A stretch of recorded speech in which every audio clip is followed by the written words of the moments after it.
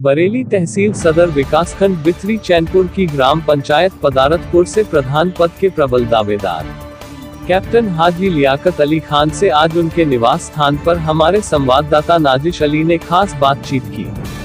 बातचीत के दौरान कैप्टन हाजी लियाकत अली खान ने कहा कि उनकी ग्राम पंचायत विकास के क्षेत्र में काफी पिछड़ी हुई है। यहाँ पर जहाँ शिक्षा का अभाव है, वहीं सफाई व्यवस्था नाम की कोई चीज नहीं है। स्वास्थ्य और दवाई तो क्षेत्रवासियों के लिए ग्राम पंचायत में एक सपना है। व्यवस्था और विकास तो हमारी ग्राम पंचायत से कोसों दूर है। जहां तक सरकारी लाभ की बात है, हमारे ग्राम पंचायत वासियों को उसका लाभ नहीं मिल पाता है। हमने अपनी ग्राम पंचायत में अपने रिटायरमेंट से लेकर अब तक प्रधानों के कार्यों में पारदर्शिता कभी नहीं देखी। जहां तक सामाजिक सुरक्षा की बात है, गांव वासियों में पुलिस और पटवारियों का भय बना रहता है। अगर कोई प्राकृतिक आपदा या कोई भी वित्तीय संकट आ जाए तो हमारी ग्राम पंचायत की जनता के लिए ग्राम स्तर पर कोई सहायता राशि कोष नहीं है, जिसके कारण लॉकडाउन के दौरान ग्राम वासियों के सामने बड़ी समस्या खड़ी हो गई थी। इन तमाम बातों को ध्यान में रखते हुए जनता की बेहद मांग पर हमने चुनाव में उतरने का फैसला लिया, और फैसला लेने के बाद हमने जिन मुद्दों को जनता के लिए चुना है, वही मुद्दे हमारी ग्राम पंचायत की जनता के लिए महत्वपूर्ण जरूरत बने हुए हैं। प्रधान पद के प्रबल दावेदार कैप्टन हाजी लियाकत अली खान ने अपनी योजनाओं की जानकारी देते हुए कहा कि शिक्षा को बढ़ावा देने के लिए हमारी योजना हाई स्कूल तक शिक्षा की व्यवस्था करना हमारा प्रथम प्रयास रहेगा। इसके अलावा सफाई व्यवस्था के लिए हमने पिछले 15 महीनों से अपनी ग्राम पंचायत के लिए एक सफाई कर्मचारी नियुक्त कर रखा है, जिसकी तनख्वाह हम स्वयं देते हैं। इसलिए हमारी प्राथमिकता सफाई व्यवस्था को बेहतर बनाना हमारी योजना में शामिल है। इसके अलावा ग्राम पंचायत की व्यवस्थाएं और विकास हमारी प्राथमिकता में शामिल है। इसके अलावा जनता को बेहतर स्वास्थ्य सुविधाएं उपलब्ध कराने के लिए एक उप स्वास्थ्य केंद्र का निर्माण भी हमारी खास योजना का हिस्सा है। इसके अलावा केंद्र सरकार और राज्य सरकार द्वारा ग्राम वासियों के लिए जनहित और जन कल्याण की योजनाएं, जिनमें उज्ज्वला गैस योजना, आयुष्मान कार्ड योजना, प्रधानमंत्री आवास योजना, विधवा वृद्धावस्था विकलांग पेंशन योजना, राशन कार्ड योजना, कन्या विद्याधन योजना, ग्रामीण कुटीर उद्योग योजना, किसान फसल बीमा योजना, ग्रामीण कन्या विवाह अनुदान योजना, किसान कल्याण निधि योजना, ग्रामीण शिक्षित युवा रोजगार योजना, महिला कल्याण योजना, ग्रामीण महिला गृह उद्योग योजना आदि के अलावा जनहित और जन कल्याण की प्रत्येक योजना का लाभ अपनी ग्राम पंचायत के प्रत्येक पात्र व्यक्ति तक पहुंचाना हमारी प्राथमिकता में शामिल रहेगा। इसके अलावा सामाजिक सुरक्षा एवं प्राकृतिक आपदा कोष की स्थापना हमारी खास योजना में शामिल है। इसके अलावा अपनी ग्राम पंचायत के प्रत्येक कार्य में पारदर्शिता बनाए रखना हमारी प्राथमिकता रहेगी। इसकी जानकारी देते हुए प्रधान पद के प्रबल दावेदार कैप्टन हाजी लियाकत अली ने बताया। बरेली से नाजिश अली की रिपोर्ट। जी, आपका नाम? मेरा नाम हाजी कैप्टन लियाकत अली खान, निवासी ग्राम पदारतपुर, बरेली। तमाम क्षेत्रवासियों को अस्सलाम वालेकुम, जय हिंद, जय भारत। कैप्टन साहब, जैसा कि हमारी न्यूज़ एक्शन 18 की टीम ने सर्वे किया है आपकी ग्राम पंचायत पदारतपुर का, यहाँ पर प्रधान पद के लिए प्रबल दावेदारों में आपका नाम उभर कर आ रहा है, तो हम ये जानना चाहते हैं कि आप प्रधानी के चुनाव में जाएंगे? जी हाँ, मैं प्रधानी के चुनाव में जाऊंगा, क्योंकि गांव के लोगों की डिमांड के ऊपर लोगों द्वारा मुझे प्रोत्साहित किया गया है, इसलिए मैं ग्राम प्रधान के चुनाव में ज़रूर जाऊंगा। कैप्टन साहब, जैसा कि हमारी न्यूज़ एक्शन 18 की टीम ने जब यहाँ सर्वे किया जी, तो आम जनता में आपके कार्य की, सराहनीय कार्य की बड़ी चर्चा थी कि आपने पिछले 15 महीनों से यहाँ की सफाई व्यवस्था को लेकर के एक कर्मचारी नियुक्त किया है, और जिसका प्राइवेट कर्मचारी की तनख्वाह आप अपने पास से देते हैं। इसका क्या कारण है? इसका सबसे मुख्य कारण ये है कि मैं सेना से रह चुका हूँ, जहाँ पे सफाई को बहुत महत्व दिया जाता है। मैंने सेना में 32 साल गुजारे हैं, तो मेरी तो नसों में ही सफाई घुसी हुई है बिल्कुल।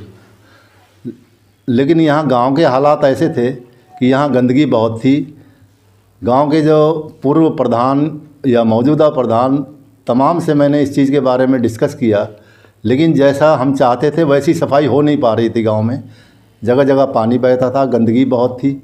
इसलिए मैंने सोचा कि गांव को गंदगी से बचाने के लिए, गांव के निवासियों को बीमारियों से बचाने के लिए ऐसा कोई काम किया जाए जो गांव की सफाई भी हो और मेरे ग्रामवासी भयंकर बीमारियों से बचे रहें।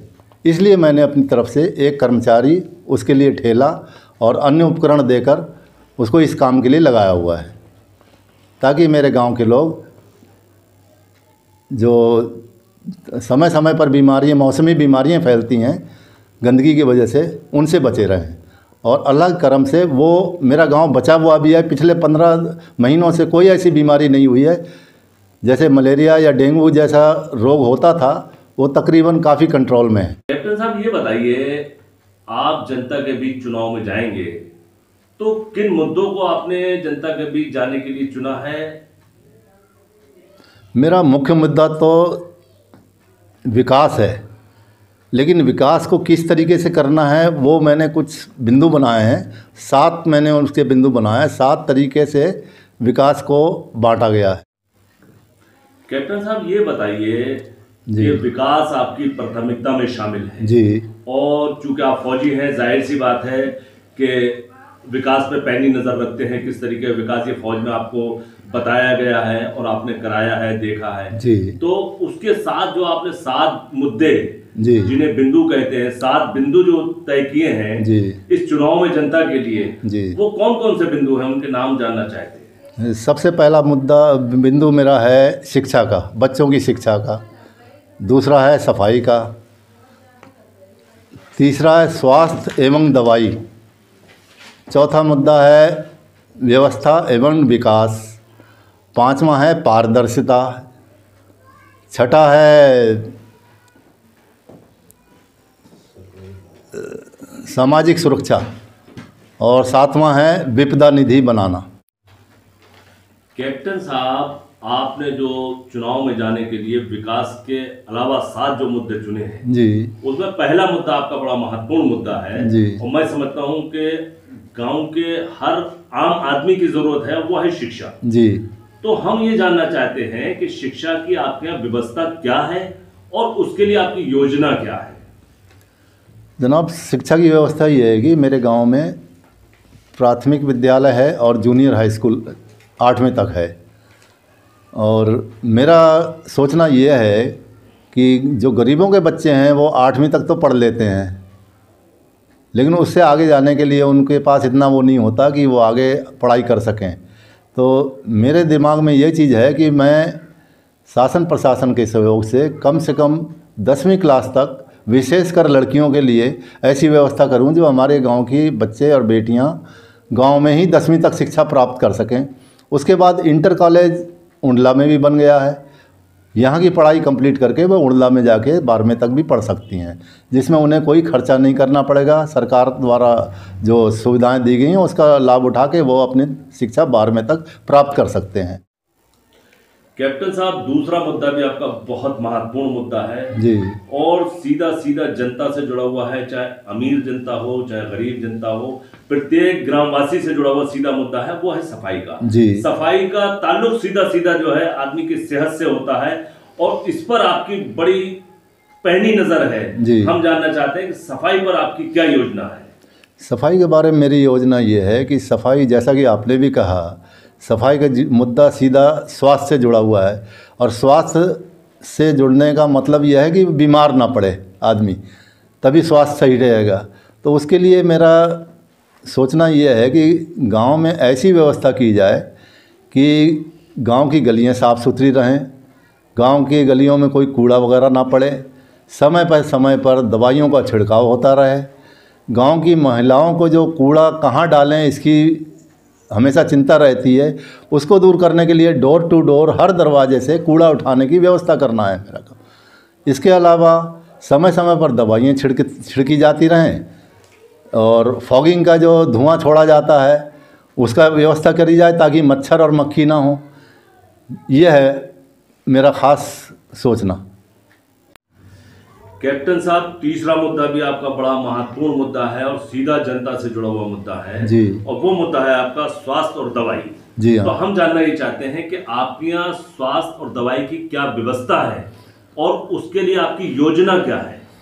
आपने बहुत अच्छे सवाल पूछा है ये कि स्वास्थ्य केंद्र के बारे में जैसे आपने कहा दवाई के बारे में, तो उसके लिए यह है कि हमारे यहाँ कोई स्वास्थ्य केंद्र नहीं है या उप स्वास्थ्य केंद्र भी नहीं है, किसी प्रकार की व्यवस्था नहीं है। दवाई के लिए ब्लॉक बिथरी में जाना पड़ता है या निजी तौर पर प्राइवेट डॉक्टरों से इलाज कराना पड़ता है।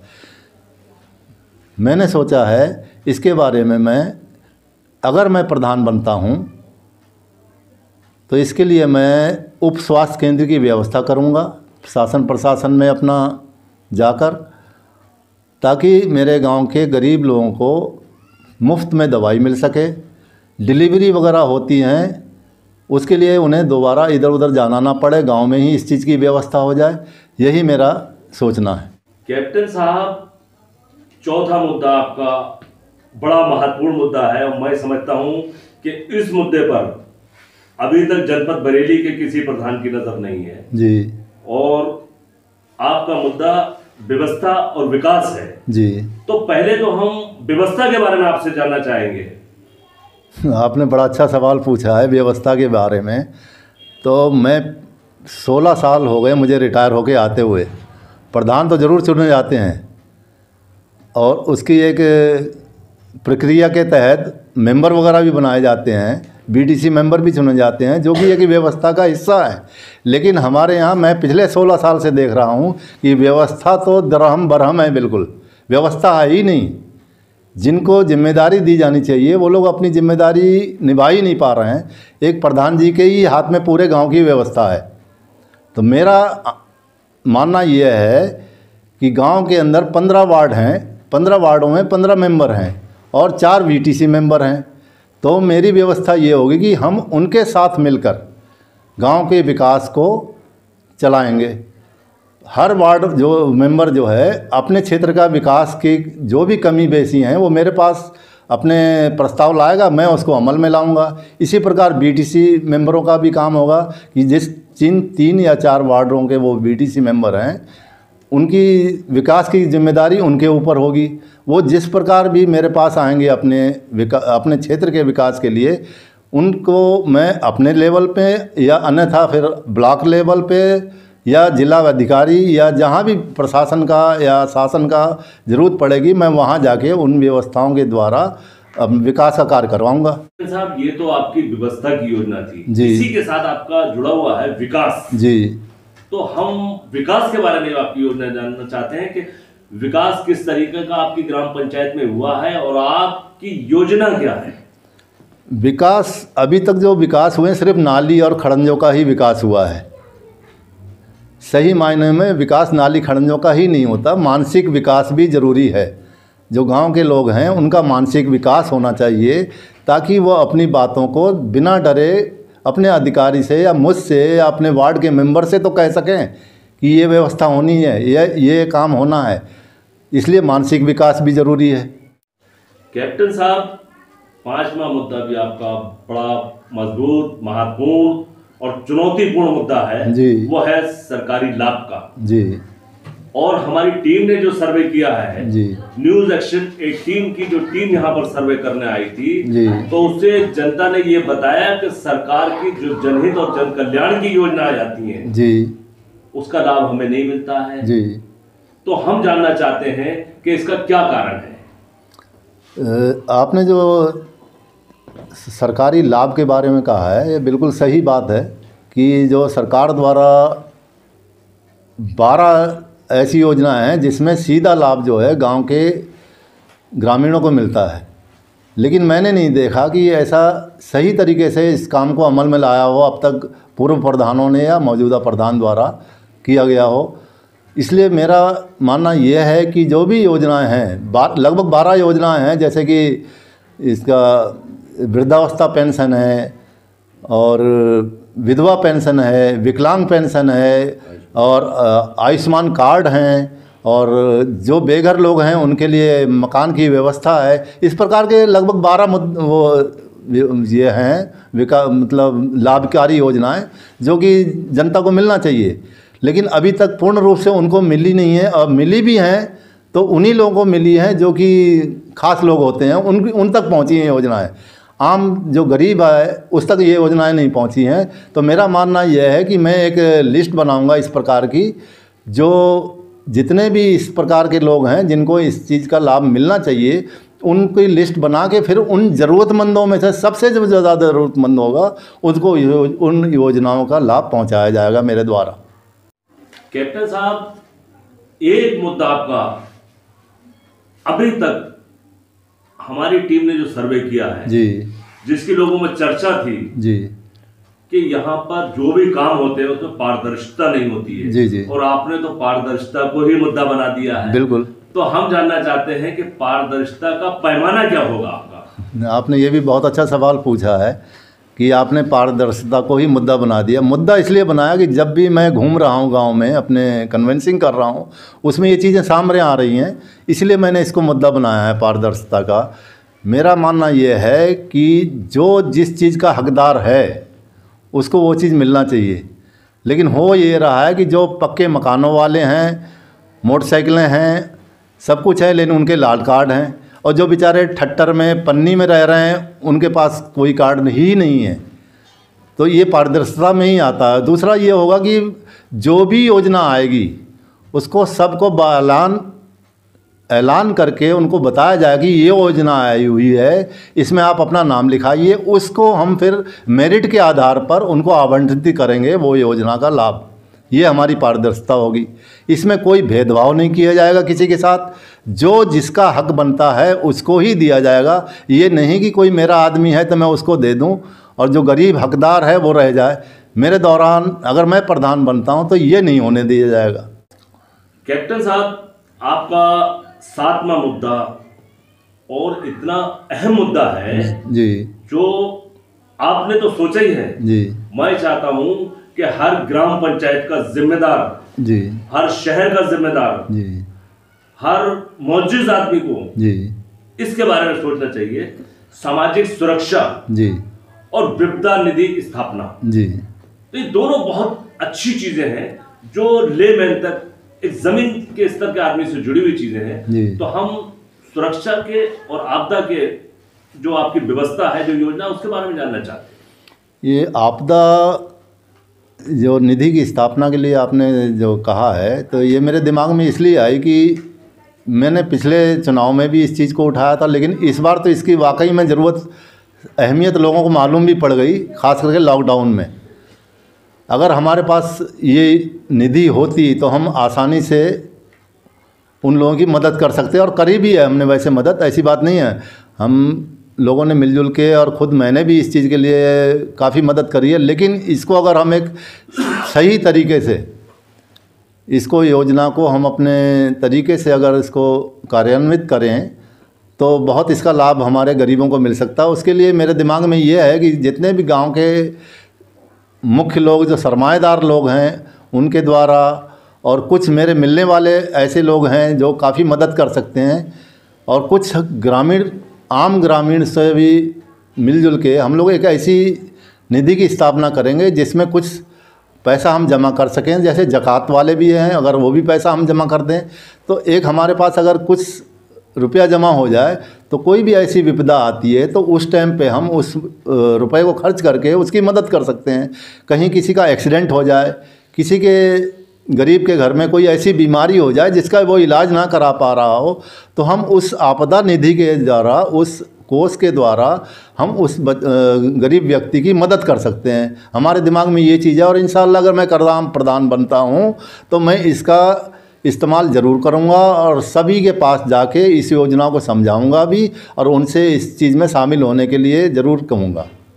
अच्छा, इसी के साथ आपने जो बात कही थी जी, सामाजिक सुरक्षा, जी जी जी, तो इस पर भी हम जानना चाहते हैं कि इसके लिए आपकी क्या योजना है? सामाजिक सुरक्षा में ये चीज़ें हैं कि समाज के लोगों को एक तो पुलिस का बहुत भय रहता है और उत्पीड़न होता भी है, ये मैंने देखा है।